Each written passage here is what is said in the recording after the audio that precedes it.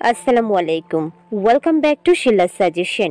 আজকে আবার হাজির হয়েছি নতুন একটা ভিডিও নিয়ে। আজকের ভিডিও, গর্ভাবস্থায় চিত হয়ে ঘুমালে কোনো সমস্যা হবে কিনা। ভিডিওটা ভালো লাগলে চ্যানেলটাকে সাবস্ক্রাইব করতে ভুলবেন না। বেশিরভাগ আপুরাই কমেন্টস করে জানতে চায় গর্ভাবস্থায় কিভাবে শোয়া নিরাপদ, কিংবা হঠাৎ করে ঘুম থেকে উঠে দেখে চিত হয়ে শুয়ে আছে, এক্ষেত্রে কোনো ভয়ের ব্যাপার আছে কিনা। গর্ভাবস্থায় চিত হয়ে শোয়া যাবে কিনা সেটা নির্ভর করবে আপনি কত মাসের গর্ভবতী। গর্ভাবস্থার প্রথম 3 মাস আপনি চাইলেই চিত হয়ে ঘুমাতে পারেন, এক্ষেত্রে তেমন সমস্যা হবে না, কারণ তখন আপনার জরায়ু কিংবা গর্ভের বাচ্চার আকার বড় হয় না।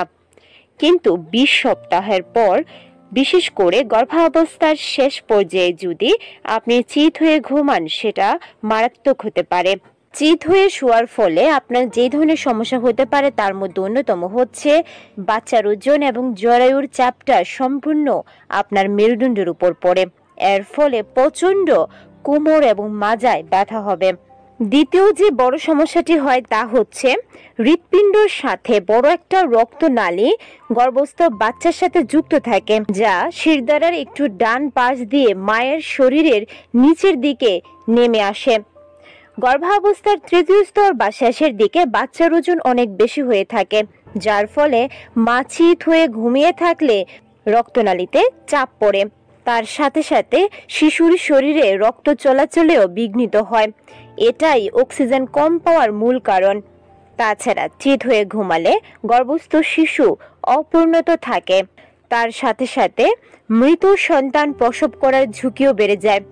একদল বিজ্ঞানী গবেষণা করে দেখেছেন, গর্ভবতী মা চিত হয়ে শুয়ে থাকলে গর্ভস্থ শিশুর নড়াচড়া এবং হৃৎস্পন্দন কমে যায়। বেশিরভাগ মায়েরাই অভিযোগ করে থাকে, পর্যাপ্ত সময় হওয়ার পরেও গর্ভের বাচ্চার নড়াচড়া কেন বুঝতে পারে না। এই নড়াচড়া না বোঝার অন্যতম কারণই হচ্ছে চিত হয়ে ঘুমানো।